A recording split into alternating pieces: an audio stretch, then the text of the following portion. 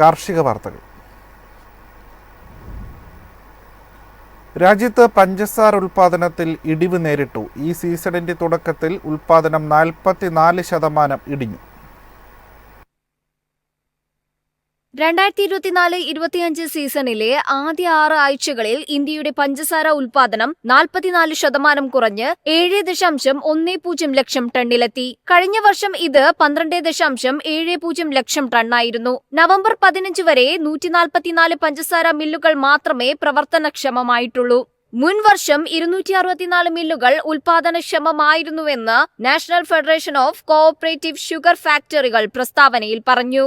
ഇന്ത്യയിൽ ഏറ്റവും കൂടുതൽ പഞ്ചസാര ഉൽപ്പാദിപ്പിക്കുന്ന സംസ്ഥാനങ്ങളിലൊന്നായ മഹാരാഷ്ട്ര ഇതുവരെ ക്രഷിംഗ് പ്രവർത്തനങ്ങൾ ആരംഭിച്ചിട്ടില്ല. കഴിഞ്ഞ വർഷം ഇതേ കാലയളവിൽ 103 മില്ലുകൾ സംസ്ഥാനത്ത് പ്രവർത്തിച്ചിരുന്നു. കർണാടകയിൽ 40 മില്ലുകൾ മാത്രം പ്രവർത്തിക്കുന്നു. ഉൽപാദനം ഒരു വർഷം മുൻപത്തെ 53.75 ലക്ഷം ടണ്ണിൽ നിന്ന് 26.25 ലക്ഷം ടണ്ണായി കുറഞ്ഞു. News desk MyFin TV. Demand അടിസ്ഥാനമാക്കിയുള്ള വിള ഉൽപ്പാദനവും കർഷകർക്ക് മികച്ച വരുമാനവും ഉറപ്പാക്കുന്നതിന് കേന്ദ്രം നടപടികൾ ആവിഷ്കരിക്കുന്നു. ഇതിനായി പാൻ ഇന്ത്യ തലത്തിൽ കാർഷിക മൂല്യശൃംഖല വികസിപ്പിക്കുന്നതിനായുള്ള പൊതു സ്വകാര്യ പങ്കാളിത്ത പദ്ധതി നടപ്പിലാക്കും. ഏതാനും സംസ്ഥാനങ്ങൾ മാത്രമാണ് ഇതുവരെ പൊതു സ്വകാര്യ പങ്കാളിത്ത പദ്ധതികൾ നടപ്പിലാക്കിയിട്ടുള്ളത്. അതിനാൽ ഇക്കാര്യത്തിൽ കേന്ദ്ര കൃഷി മന്ത്രാലയം പ്രത്യേക ശ്രദ്ധ കേന്ദ്രീകരിക്കാൻ തീരുമാനിക്കുകയായിരുന്നു. ഇതിനായി കേന്ദ്രം ഉടൻ സ്റ്റാൻഡേർഡ് ഓപ്പറേറ്റിംഗ് നടപടിക്രമങ്ങൾ പുറത്തിറക്കും. കാർഷിക ഉൽപ്പന്നങ്ങളുടെ വിപണനം പോലെയുള്ള ചില വിവാദ വിഷയങ്ങളിൽ സംസ്ഥാനങ്ങൾ തീരുമാനമെടുക്കേണ്ടതിനാൽ സംസ്ഥാന സർക്കാരിന്റെ താൽപര്യം പദ്ധതിയുടെ വിജയത്തിൽ നിർണായകമാണെന്ന് വിദഗ്ധർ പറയുന്നു.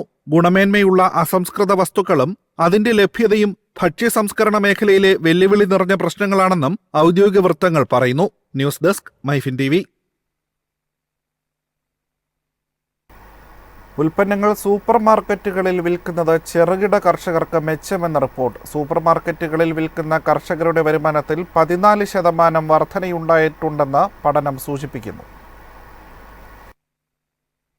സൂപ്പർ മാർക്കറ്റുകളിൽ വിൽക്കുന്നത് ചെറുകിട കർഷകരുടെ വരുമാനം വർദ്ധിപ്പിക്കുമെങ്കിലും അവസരം പ്രയോജനപ്പെടുത്താൻ എല്ലാവരും സജ്ജരല്ലെന്ന് കോർണൽ സർവകലാശാലയിലെ Tata Cornell institute for agriculture and ന്യൂട്രീഷന്റെ ഗവേഷണ റിപ്പോർട്ട് പറയുന്നു. സൂപ്പർ മാർക്കറ്റുകളിൽ വിൽക്കുന്ന കർഷകരുടെ വരുമാനത്തിൽ 14% വർധനവുണ്ടായിട്ടുണ്ടെന്നും എന്നാൽ ചെറിയ ആസ്തിയില്ലാത്ത ഫാമുകൾ ആ ആനുകൂല്യം ലഭിക്കാനുള്ള സാധ്യത കുറവാണെന്നും കണ്ടെത്തി. സൂപ്പർ മാർക്കറ്റുകളുടെ ആഘാതം നിർണ്ണയിക്കാൻ 4 സംസ്ഥാനങ്ങളിലെ കർഷക കുടുംബങ്ങളുടെ ഫീൽഡ് സർവേകൾ ഗവേഷകർ വിശകലനം ചെയ്തു. സർവേയിൽ പങ്കെടുത്തവരിൽ പകുതിയോളം പേരും തങ്ങളുടെ ഗ്രാമങ്ങളിലെ സൂപ്പർ മാർക്കറ്റ് സംഭരണ കേന്ദ്രങ്ങളിലേക്ക് വിളകൾ വിറ്റതായി പറഞ്ഞു.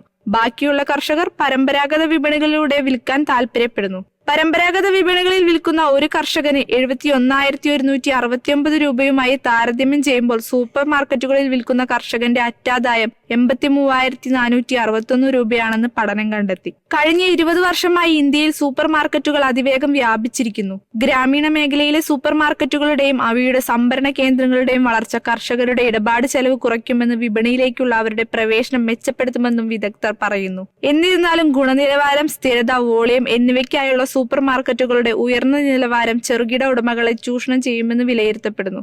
News desk MyFin TV. ഇന്ത്യയുടെ കാർഷിക മേഖലയിലെ അവസരങ്ങൾ പ്രയോജനപ്പെടുത്താൻ ഓസ്ട്രേലിയ താൽപര്യപ്പെടുന്നുവെന്ന് കേന്ദ്രം. ഇന്ത്യയും ഓസ്ട്രേലിയയും അഗ്രി ടെക് ബന്ധം ശക്തിപ്പെടുത്തുന്നതിനെക്കുറിച്ച് ചർച്ചകൾ നടത്തി. ഇന്ത്യയുടെ അഗ്രിടെക് മേഖലയിലെ അവസരങ്ങൾ ഉപയോഗിക്കാനും വ്യാപാര ബന്ധങ്ങൾ കൂടുതൽ ശക്തിപ്പെടുത്താനും ഓസ്ട്രേലിയ താൽപര്യം പ്രകടിപ്പിച്ചതായി കാർഷിക മന്ത്രാലയം അറിയിച്ചു. ഇരു രാജ്യങ്ങളും തമ്മിലുള്ള ഉഭയകക്ഷി ബന്ധം കൂടുതൽ ശക്തിപ്പെടുത്തുന്നതിനും കാർഷിക അനുബന്ധ മേഖലകളിലെ സഹകരണത്തിനും വേണ്ടി ഓസ്ട്രേലിയൻ ഹൈക്കമ്മീഷണർ ഫിലിപ്പ് ഗ്രീൻ കൃഷി കർഷക ക്ഷേമ വകുപ്പ് സെക്രട്ടറി ദേവേഷ് ചതുർവേദിയുമായി ചർച്ച നടത്തി. വ്യാപാരത്തിനും സഹകരണത്തിനുമുള്ള പുതിയ അവസരങ്ങൾ കണ്ടെത്തുന്നതിനും തുടർച്ചയായ ഇടപെടലിന്റെ ആവശ്യകതയും അദ്ദേഹം ഓർമ്മിപ്പിച്ചു. ഓസ്ട്രേലിയയുടെ മുൻഗണനകളിൽ കൃഷിയുടെ പ്രാധാന്യവും ഇരു രാജ്യങ്ങളും തമ്മിലുള്ള മെച്ചപ്പെടുത്തിയ സഹകരണത്തിനുള്ള സാധ്യതയും ഗ്രീൻ ചൂണ്ടിക്കാട്ടി. അഗ്രിടെക് മേഖലകളിലെ സഹകരണം മുന്നോട്ട് കൊണ്ടുപോകുന്നതിന് വ്യാപാര ബന്ധങ്ങൾ ശക്തിപ്പെടുത്തേണ്ടതിന്റെ പ്രാധാന്യം അദ്ദേഹം ഊന്നിപ്പറയുകയും ചെയ്തു. അഗ്രിടെക്, ഹോർട്ടിക്കൾച്ചർ, കാർഷിക കേന്ദ്രങ്ങൾ എന്നിവയിലെ പുതിയ സാധ്യതകൾ തേടാൻ ഇരു ഉദ്യോഗസ്ഥരും സമ്മതിച്ചു. News desk MyFin TV. രാജ്യത്ത് വെളുത്തുള്ളി വിലയിൽ വീണ്ടും കുതിപ്പ്. 2 മാസം മുൻപ് 380 രൂപയായിരുന്ന വെളുത്തുള്ളിക്ക് ഇപ്പോൾ 440 രൂപ കടന്നു. വിലക്കയറ്റം കേരളത്തിലും പ്രതിഫലിച്ചു. 6 മാസം മുൻപ് 250 രൂപയിൽ താഴെയായിരുന്നു കേരളത്തിൽ വെളുത്തുള്ളിയുടെ മൊത്തവിലയെങ്കിൽ ഇപ്പോൾ അത് 380 മുതൽ 400 രൂപ വരെയായി. രാജസ്ഥാൻ, മധ്യപ്രദേശ് അടക്കമുള്ള സംസ്ഥാനങ്ങളിൽ ഉൽപാദനം മുൻവർഷത്തേക്കാൾ കുറഞ്ഞതാണ് വില ഉയരാൻ കാരണം. രാജസ്ഥാനിലെ കോട്ട മാർക്കറ്റിലാണ് ഏറ്റവും അധികം വെളുത്തുള്ളി വ്യാപാരം നടക്കുന്നത്.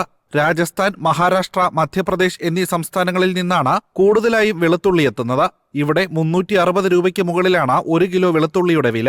കഴിഞ്ഞ വിളവെടുപ്പ് സമയത്തുണ്ടായ മഴയും പിന്നീട് ചൂട് കൂടിയതുമാണ് വെളുത്തുള്ളിയുടെ ഉൽപാദനം കുറയാൻ കാരണം. ഊട്ടി, കൊടൈക്കനാൽ മേഖലകളിൽ നിന്നുള്ള വലിയ ഹൈബ്രിഡ് വെളുത്തുള്ളിയാണ് വിത്തിനായി കൂടുതലും ഉപയോഗിക്കുന്നത്. വിത്തിനായി ശേഖരിക്കുന്ന ഊട്ടി വെളുത്തുള്ളിക്ക് വില 400 മുതൽ 600 രൂപയ്ക്ക് മുകളിലെത്തിയത് കർഷകർക്ക് വെല്ലുവിളിയായി. പുതുകൃഷി ആരംഭിച്ചെങ്കിലും 4.5 മാസത്തിന് ശേഷമേ വിളവെടുപ്പ് പാകമാകൂ. ഏപ്രിൽ വരെ വില കുറയാൻ സാധ്യതയില്ലെന്ന് കർഷകരും മൊത്ത വ്യാപാരികളും പറയുന്നു.